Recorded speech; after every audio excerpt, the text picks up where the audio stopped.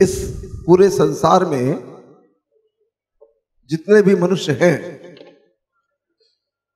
वो लगभग 4 ग्रंथों द्वारा अपने जीवन के मर्म को समझने का प्रयास करते हैं और चाहते हैं कि उससे उनको जीवन में सुख, शांति, समृद्धि मिले। और वो 4 ग्रंथ कौन कौन से हैं? हमारे सनातन धर्म में श्रीमद् भगवद गीता, इस्लाम में पवित्र कुरान, क्रिश्चियंस में बाइबल और जो सिख संप्रदाय है उसमें गुरु ग्रंथ साहब।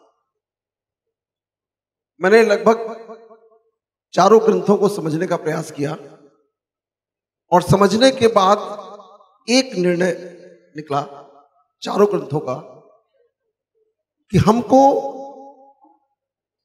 सभी मनुष्यों को प्रेम करना है, सत्य निस्वार्थ प्रेम करना है, सभी के लिए शुभ भावना रखनी है, सभी के लिए शुभ कामना रखनी है, सबका कल्याण हो, सबका भला हो, ये भावना रखनी है। ये सभी ग्रंथों में कहा गया है। कुरान में कहा गया है कि अगर जकात नहीं करते हैं, हम दान नहीं करते हैं किसी को, तो हमारा भोजन, हमारा जो हम अपने पर खर्च करते हैं वो निस्वार्थ जाता है, वो बेकार जाता है। हमारे सनातन धर्म में भी इसी की व्यवस्था है, गुरु ग्रंथ साहब में भी इसी की व्यवस्था है और बाइबल में भी इसी की व्यवस्था है। लेकिन इस सब के बावजूद इन्हीं धर्मों के नाम पर पूरे विश्व में युद्ध हो रहे हैं। धर्म के नाम पर विश्व में युद्ध हो रहे हैं। पूरे के पूरे देश एक दूसरे से लड़ रहे हैं। एक धर्म का व्यक्ति दूसरे व्यक्ति के धर्म से लड़ रहा है। ये ऐसा वैमनस्य क्यों हुआ? ऐसा क्या कारण है कि जिसकी वजह से ये पूरे संसार में ये विघटन की स्थिति पैदा हो गई है? इसको हम किसी एक पुस्तक को उठा लीजिए।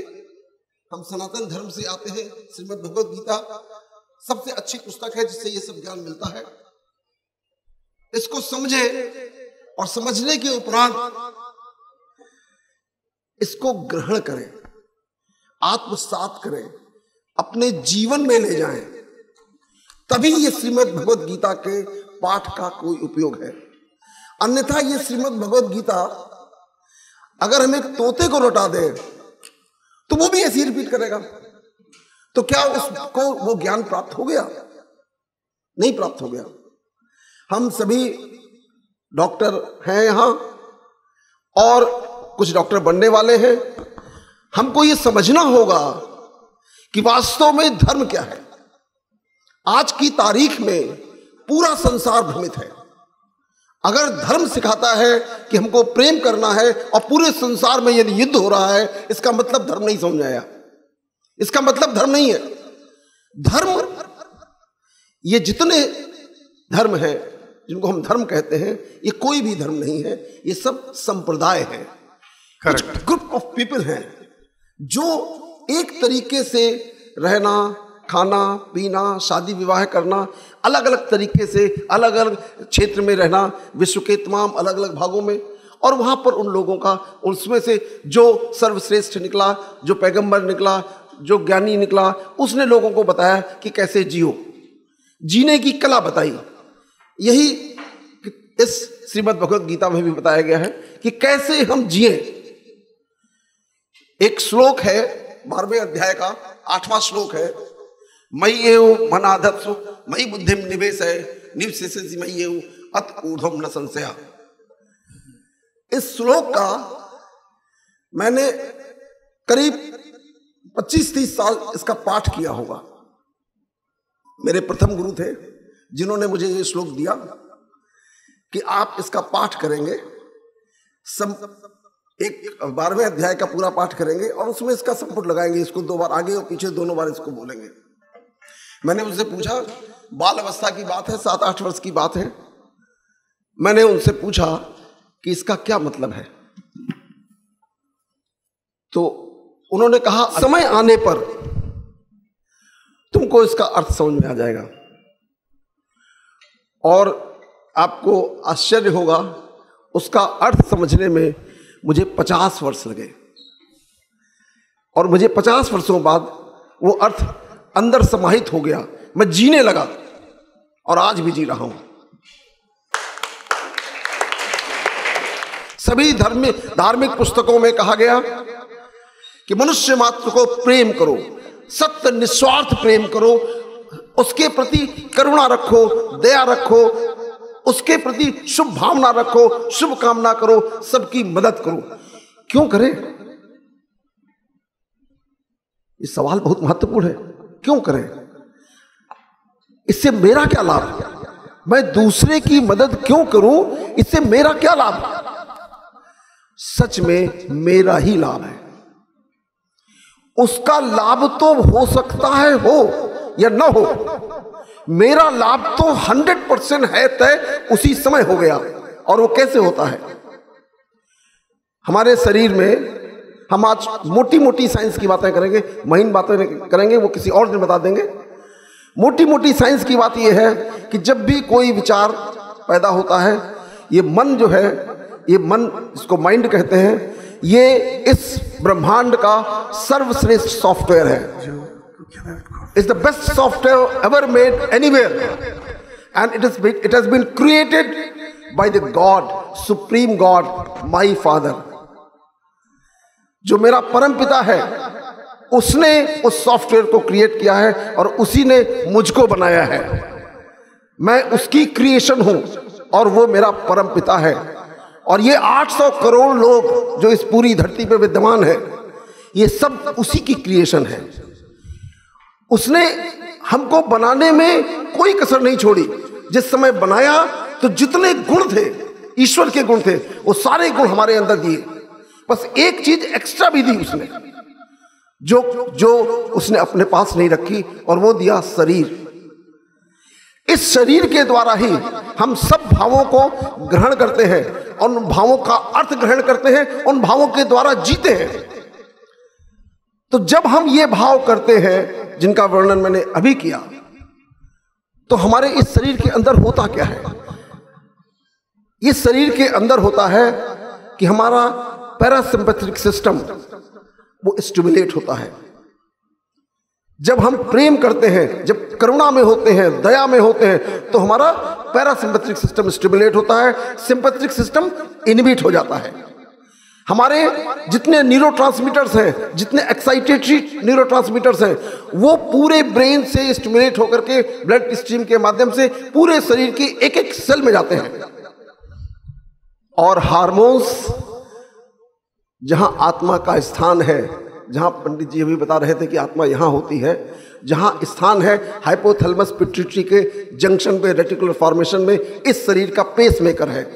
उसका नाम आप कुछ भी दीजिए, आत्मा दीजिए, रूह दीजिए, कुछ भी दीजिए, सोल दीजिए, but that is the pacemaker of this body, जहां से एनर्जी ओरिजिनेट होती है और इस शरीर के एक एक सेल को इनर्वेट करती है, हर सेल में जाती है, और वहां जा करके वो जीवनदायिनी शक्ति हमको जीवन प्रदान करती है। वो जीवन हम कैसे जिए, ये हम सब भूल गए। हमारे धर्म ग्रंथों में ये लिखे क्यों गए थे? हमारे पूर्वजों को, हमारे ऋषियों मुनियों को ये पता हो गया था कि हम एक ऐसा समय आने वाला है कि हम सब ऐसी दशा में पहुंच जाएंगे कि हम जीना ही भूल जाएंगे। आज की तारीख में मनुष्यता जीवन जीने की कला भूल गई है, इसलिए इस दुर्गति में पहुंची है। हम आज कैसे जीते हैं? हम जीते हैं ईर्ष्या में, द्वेष में, क्रोध में, मोह में, अहंकार में, काम में। ये हमारी विचार है। हमारे विचार सिर्फ 3 स्थिति में चलते हैं, सिर्फ 3 जगह चलते हैं। अभी आप कैलकुलेट करिएगा, आपको पता चल जाएगा। या तो हम अर्थ के लिए विचार करते हैं, अर्थ मतलब धन, या तो हम अर्थ का विचार करते हैं, या हम काम का विचार करते हैं, और या जब उससे थोड़ा उठते हैं तो यश का विचार करते हैं।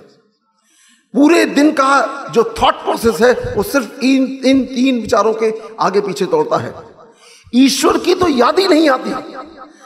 उसने बनाया, हमको सब कुछ दे दिया, और उसके बाद हम उसी को भूल गए। और हम इस अपने शरीर के चोले को, इसके जो लोभ है वो इस शरीर के हैं, ये करता है, चाहता है कि सब कुछ हो, सब कुछ मेरे लिए हो, सिर्फ मेरा हो। मेरे लोगों का हो और किसी का कुछ ना हो। ईश्वर इसका उल्टा चाहता है। ईश्वर जो उल्टा चाहता है तो उसने स्वयं अपने शब्दों में कहा कि यदि तुम मेरे जैसे हो जाओगे तो जो सारे गुण हैं ये सब तुमको प्राप्त होंगे और इस तन और इस मन से तुम परमानेंट स्वस्थ रहोगे।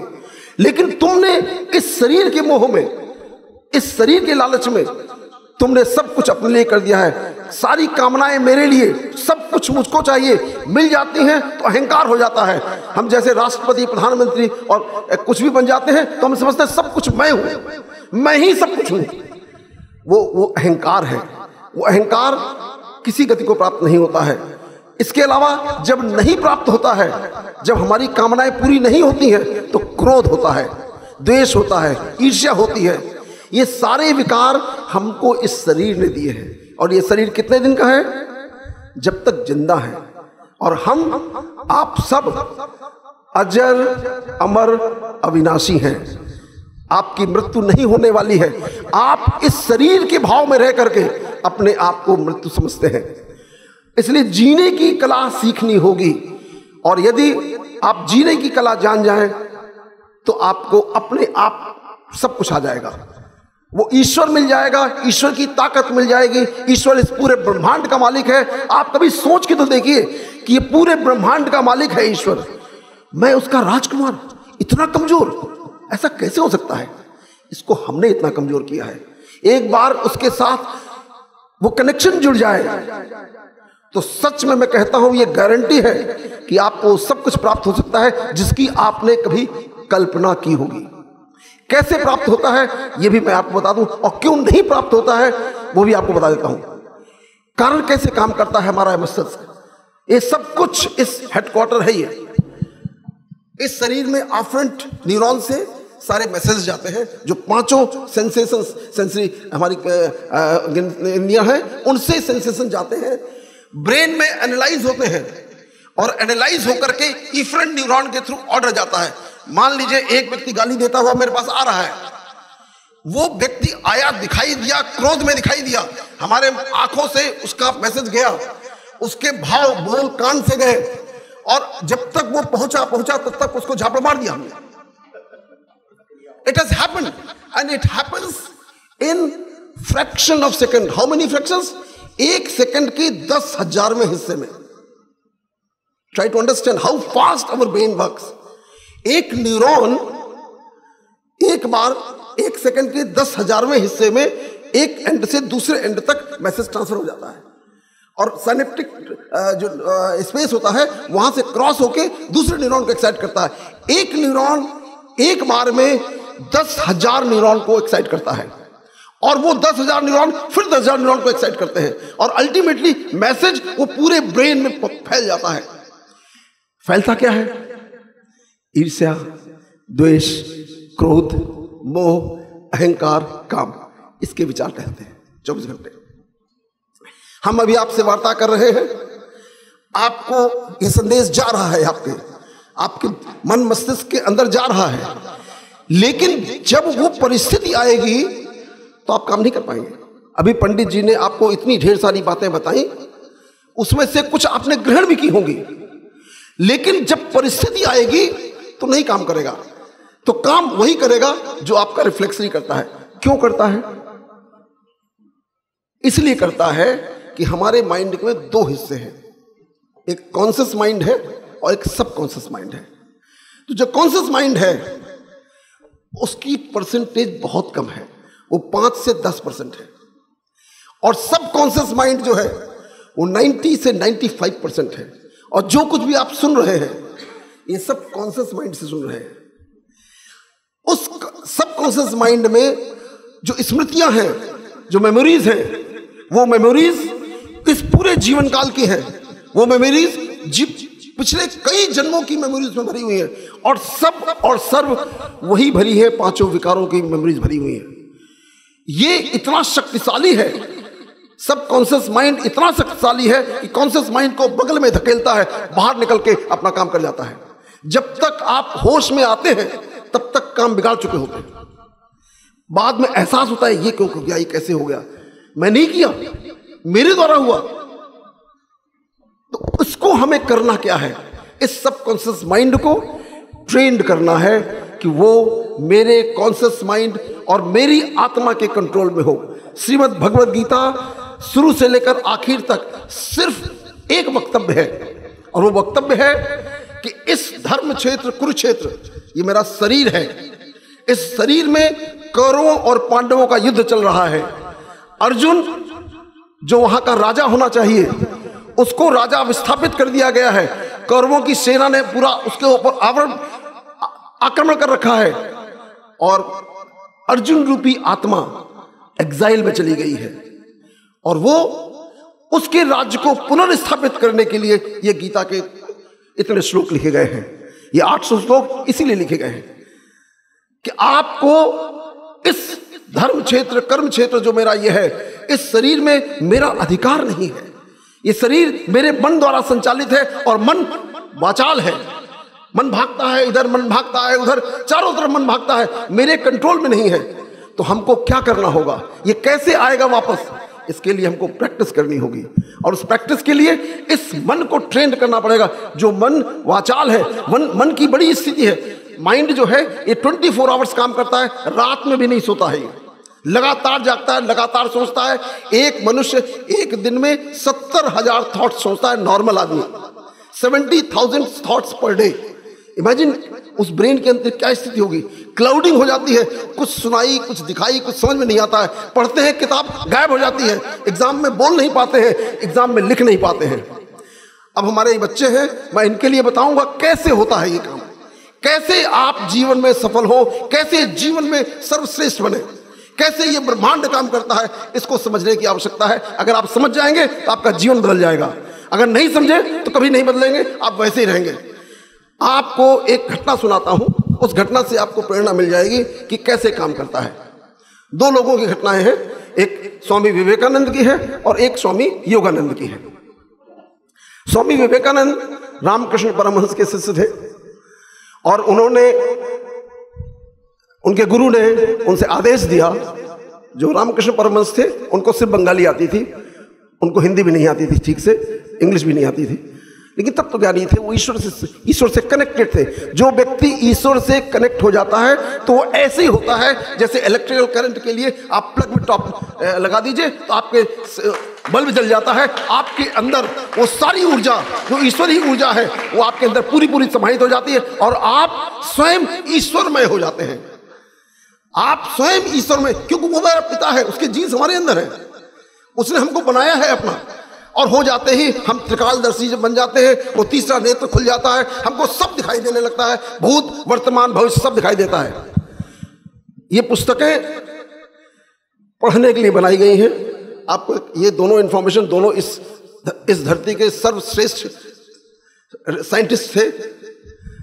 विवेकानंद को जब आदेश मिला रामकृष्ण परमहंस का कि तुमको अब विश्व में जाकर के इस ज्ञान को, इस वेदांत के ज्ञान को हर व्यक्ति को समझाना है, दिखाना है, जिससे ये विश्व बदल सके, तो उन्होंने, उनके मन में विचार आया, तो इसके पहले, जानने के पहले कम से कम इस धरती का जो ज्योग्राफी है, हिस्ट्री है, ज्ञान है, विज्ञान है, वो सब हम पढ़ तो ले, समझ तो ले। तो उन्होंने एक सेंट्रल लाइब्रेरी है कलकत्ता की, सबसे मशहूर लाइब्रेरी है, वहाँ जाना शुरू किया।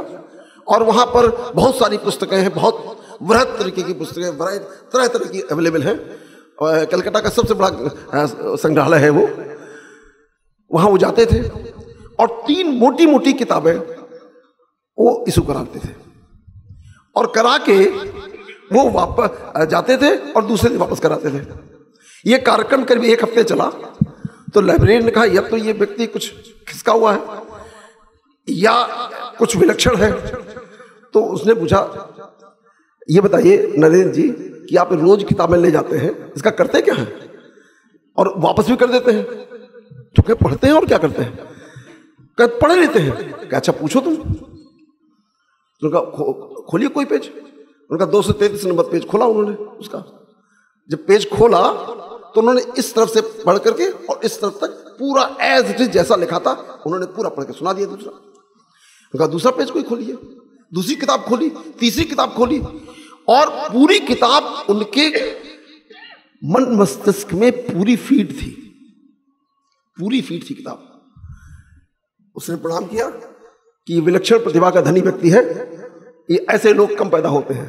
और मैं आपको एक बात बता सकता हूं, पूरी कमिटमेंट के साथ हर व्यक्ति के अंदर नरेंद्र को स्वामी विवेकानंद बनने की पूरी क्षमता है।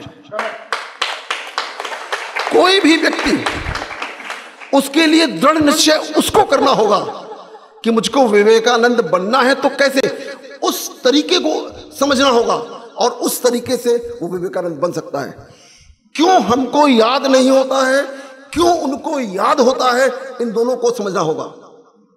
अगर ये अगर हम चेंज कर दें तो हम भी वही बन जाएंगे। क्यों याद होता है और क्यों नहीं याद होता है? ये रिकॉर्डर है, ये ब्रेन रिकॉर्डर है, ये ऑडियो विजुअल रिकॉर्डिंग करता है। अभी आप सवेरे से याद करिए, यहां इस हॉल में आने के पहले आप जहां से भी आए हो, हॉस्टल से आए हो, लेक्चर थिएटर से आए हो, जहां से भी आए हो, अभी आप 1 मिनट के लिए आप वहीं पहुंच जाइए जहां से भी आप चले थे। सब लोग आंखें बंद करके और पहुंच जाइए वहीं। आंखें बंद करिए और आप वहां से पहुंचिए और वहां से दोबारा चलना शुरू करिए। जिस रास्ते से आए हैं उस रास्ते से यहां तक पहुंचिए और पहुंच करके आपको रास्ता दिखाई देगा, अगल बगल के पेड़ दिखाई देंगे। यदि किसी से आपने बात करी है तो वो आपको दिखाई देगा, जो वार्ता हुई है वो आपको सुनाई देगी, और यहां तक आप कैसे पहुंचे और यहां तक कैसे पीछे बैठे, ये सब आपको दिखाई देगा। बैठे आप इस समय यहीं हैं, लेकिन आप वहां तक चले गए। कौन गया? वो कौन था जो अभी चला गया और फिर वापस आ गया? वो एनर्जी थी, सूक्ष्म एनर्जी है। वो एनर्जी, सूक्ष्म एनर्जी जो गई और आ गई, आ करके इस ब्रेन के अंदर उसने ऑडियो विजुअल रिकॉर्डिंग कर दी। परमानेंट ऑडियो विजुअल रिकॉर्डिंग है। उस रिकॉर्डिंग को आपने रिप्ले किया और रिप्ले करने में आपको अक्षर से वैसे दिखाई दिया जैसा हुआ था। इस पूरे जीवन काल की, जब से आप पैदा हुए हैं, होश में आए हैं, 5 साल की आयु से अब तक का पूरी रिकॉर्डिंग इस ब्रेन के अंदर फीड है, और वो भी ऑडियो विजुअल, खाली विजुअल नहीं, ऑडियो विजुअल। मुख्य मुख्य घटनाएं आप याद करेंगे। कब आप हाई स्कूल पास हुए थे, कैसे सूचना मिली थी, कब आप इंटर पास हुए थे, कब सीपीएमटी में सेलेक्ट हुए, कब नीट में सेलेक्ट हुए, कैसे मेडिकल कॉलेज आए, आपको प्रमुख घटनाएं वो सारी की सारी वैसी रील की तरह चलती हुई आपके ब्रेन में दिखाई देंगी। लेकिन हो क्या रहा है? हो ये रहा है कि वो सारी रिकॉर्डिंग निगेटिव विचारों से भरी हुई है। सारी रिकॉर्डिंग, पूरा जीवन जीने की कला हमको आई नहीं, तो हम पूरी जीवन हमने नेगेटिविटी में जिया है। और वो नेगेटिविटी इतनी ज्यादा है कि आज की तारीख में जब हम पॉजिटिव भरने की कोशिश करते हैं तो नेगेटिव हावी हो जाता है और नेगेटिव अपना काम कर जाता है, और हम पॉजिटिविटी को सिर्फ याद करते रह जाते हैं। तो करना क्या है हमको इसको खत्म करने के लिए कि हम अपने आप को, उस रिकॉर्डिंग को रीराइट करना है। अपने मेमोरी के जो हार्ड डिस्क है हमारी, उसकी रिकंडीशनिंग करनी है, फॉर्मेटिंग करनी है। जब तक फॉर्मेटिंग नहीं होगी हम बार बार वही काम करेंगे जो अभी तक करते चले आए हैं। और फॉर्मेटिंग करने का सिर्फ एक साधन है, महादेव ने बताया है, वही साधन सब ने रिपीट किया है, कृष्ण ने, राम ने, सब ने उन्हीं को फॉलो किया है और किसी को नहीं फॉलो किया है। और वो है सिर्फ और सिर्फ ध्यान, ईश्वर का ध्यान, ईश्वर की स्मरण, ईश्वर को याद करना, ईश्वर के बारे में बात करना। इस समय मैं जो कर रहा हूं ये ईश्वरीय ध्यान है। मैं ईश्वर के साथ हूं। इसमें बहुत सारी चीजें शायद मैं नहीं बोल रहा हूं, वही बोल रहे हैं। तो आपको उसके साथ रहना है, उसके अनुसार चलना है। वो करण करावन हार है, हम करण हार हैं, हम सिर्फ करने वाले हैं, हम कराने वाले नहीं हैं। वो जो हमारे कर्मों के प्रतिफल के अनुसार वो हमारे को रिजल्टेंट मिलता है। और ईश्वर कहते हैं कि मैं अकर्ता हूं, इसी किताब में लिखा है, मैं अकर्ता हूं, मैं कुछ नहीं करता, क्योंकि मैंने जो करना था वो मैंने एक बार किया। इस सृष्टि का सृजन किया, सृष्टि के सृजन के बाद अपने सबसे सर्वश्रेष्ठ अपने बच्चे को बनाया, मनुष्य को बनाया। उसको सारे गुण दे दिए, सारी शक्तियां दे दी, जो शक्तियां ईश्वर के पास थी सब दे दी, और हमने अपनी मूर्खता में उनको भुला करके हम इस शरीर के भान में दिन भर काम करते हैं और सिर्फ विकार ही विकार करते हैं, कोई कार्य नहीं करते, कोई सत्कार नहीं करते। इसलिए आज की तारीख में हम इतने दुख में हैं, दर्द में हैं। एक घटना बता करके आपको इसको समाप्त करूंगा। योगानंद जी इंटर पास थे, इंसिडेंटली वो भी कलकत्ता के रहने वाले थे। उनके गुरु थे युक्तेश्वर गिरी। जब उनको पूरी तरह से ज्ञान प्राप्त हो गया, आप लोगों को शायद पता नहीं होगा ज्ञान किसको कहते हैं। ये जो पुस्तकें हम पढ़ते हैं इसको ज्ञान नहीं कहते हैं, ये शिक्षाएं हैं, ये सूचनाएं हैं जो हमारे मस्तिष्क को चाहिए, आवश्यकता है इसकी, इसलिए चाहिए, इसलिए हम इन किताबों को पढ़ते हैं। ज्ञान सिर्फ एक है कि मैं आत्मा हूं, मैं जीवनदायिनी शक्ति हूं, मैं ये शरीर नहीं हूं, ये शरीर मेरा है, ये मुझको मेरे परम पिता परमात्मा ने दिया है, और मेरे सारे संबंध सिर्फ एक उससे है। बाकी ये सब जो संबंध हैं इस जीवन में जो मिलते हैं, ये इस यात्रा का प्लेटफॉर्म है। यात्रा की जैसे रेलगाड़ी चलती है उसमें डब्बे में मिलते हैं लोग, ऐसे ही हम इस जीवन में आए हैं, इस धरती में अपना रोल प्ले कर रहे हैं, और अपने कर्मों के अनुसार हमको इसका रिजल्ट मिल रहा है और अंत से समाप्त हो जाएगा।